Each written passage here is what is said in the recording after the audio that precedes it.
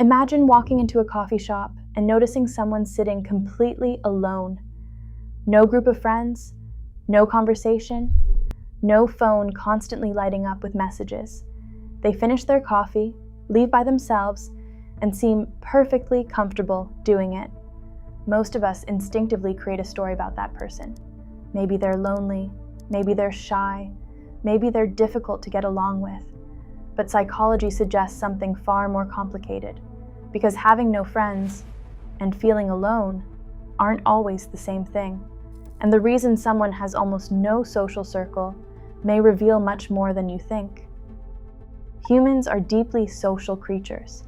Friendship gives us companionship, emotional support, shared experiences, and the feeling that someone understands our world.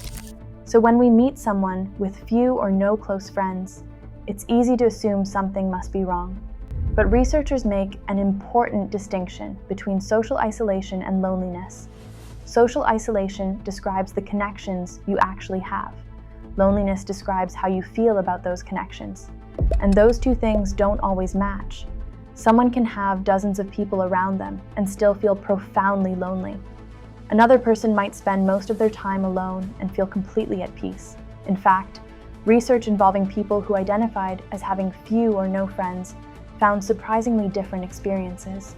Some described friendlessness as painful. Others described independence, freedom, and relief from social expectations. So the real question isn't simply, why doesn't this person have friends? It's, how did they get here and how do they actually feel about it? People often imagine friendlessness as a personality problem, but adulthood has a strange way of quietly dismantling friendships.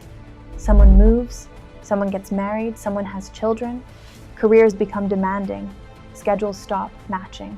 A friendship that once involved talking every day slowly becomes talking once a month, then twice a year, then eventually, not at all. There may never be an argument, no betrayal, no dramatic ending. Life simply creates distance. And unlike childhood, adulthood doesn't automatically place us beside potential friends every day. Making new friendships requires something adults often have very little of: time.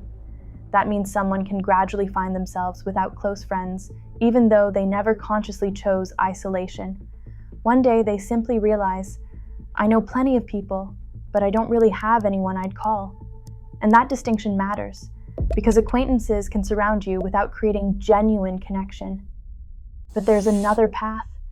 Some people genuinely become comfortable relying on themselves. Maybe they've always enjoyed solitude. Maybe repeated disappointments taught them to expect less from other people. Or maybe, after years of navigating complicated friendships, independence simply feels peaceful. At first, self-reliance can be empowering. You don't have to coordinate schedules. You don't have to worry about fitting into a group. You can travel alone, eat alone, spend an entire weekend doing exactly what you want, and something interesting can happen. Being alone stops feeling like a temporary situation and starts becoming part of your identity. I'm just someone who doesn't need people. Sometimes that's genuine contentment, but sometimes independence can also become protection. If connection has repeatedly brought rejection, disappointment, or conflict, relying only on yourself removes the possibility of being hurt again. The difficult part is telling the difference. Are you alone because solitude genuinely gives you peace, or because closeness started feeling too risky? Sometimes, even the person living that life doesn't immediately know. There's another complication. What exactly counts as a friend? Imagine someone who says they have none, but every morning they talk with the same coworker. Their neighbor checks on them. They exchange jokes with someone at the gym. They regularly speak with a sibling. They know the barista who starts making their coffee before they reach the counter. None of these people may carry the label best friend, yet together, those small interactions can create something psychologically important: belonging. Friendship isn't always a giant social circle, and connection isn't measured by how many people appear in a group photograph. Sometimes the person who says, I don't really have friends, is actually saying something more specific. I have people in my life, I just don't have anyone who feels truly close. And that leads to the most important question of this entire episode, because psychology suggests the number of friendships may matter less than something far harder to measure: their quality. Imagine two people. The first has hundreds of contacts, multiple group chats, and a calendar filled with social events. But when something goes wrong at 2 a.m, they don't know who to call. The second person has almost no social circle, but there's one person in their life they trust completely. Which one is more connected? Psychological research consistently points toward the importance of friendship quality, not simply collecting more relationships. Trust, intimacy, support, and feeling that you genuinely matter to someone are strongly associated with well-being. That's why having fewer friends isn't automatically a problem. But having no relationships where you feel understood, valued, or supported can be very different, because humans don't necessarily need a crowd, they need connection. This brings us to perhaps the most important distinction of all. There's a difference between being alone because you want to be, and being alone because you believe you have no other choice. Chosen solitude can feel peaceful. You control your time. You don't have to perform socially. You can think, create, rest, or simply enjoy your own company. Research on everyday solitude has even found that when time alone supports feelings of autonomy and competence, it can contribute positively to daily well-being. But unwanted isolation feels completely different. You don't experience solitude as freedom. You experience it as absence. You want someone to call, but there isn't anyone.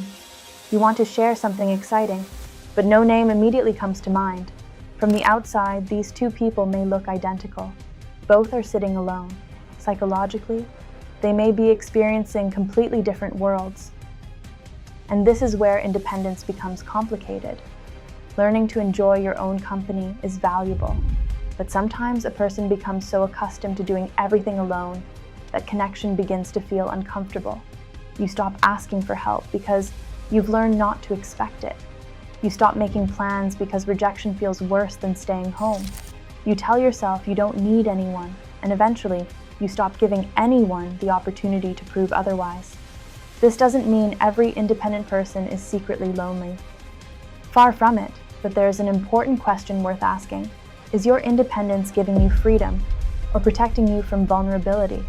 Because friendship requires something, self-reliance doesn't. Risk. You have to let another person know you. You have to initiate sometimes. You have to risk awkwardness. You have to accept that occasionally you'll care about someone who disappoints you. Connection has never been completely safe. But avoiding every possibility of rejection also removes the possibility of being deeply known. So what does it really mean when someone has no friends? The answer isn't as simple as people assume. Maybe their friendships quietly disappeared as life changed. Maybe they haven't found people they genuinely connect with. Maybe they prefer solitude. Maybe independence became part of their identity. Maybe they're surrounded by acquaintances, but missing emotional closeness.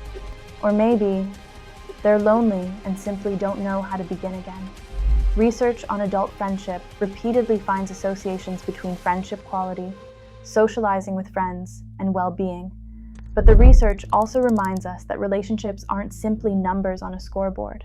The important question may not be, how many friends do you have? It may be, do you have somewhere you feel known?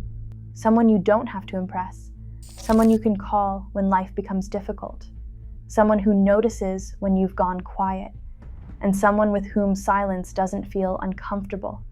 Because you can be surrounded by people and still feel invisible. And you can spend enormous amounts of time alone without feeling lonely at all. So the next time you see someone sitting alone, don't assume you know their story. Being alone doesn't automatically mean being lonely. Having no large social circle doesn't automatically mean something is wrong. But underneath all the labels, introvert, loner, independent, social, popular, is something far more human. Most of us aren't searching for hundreds of relationships.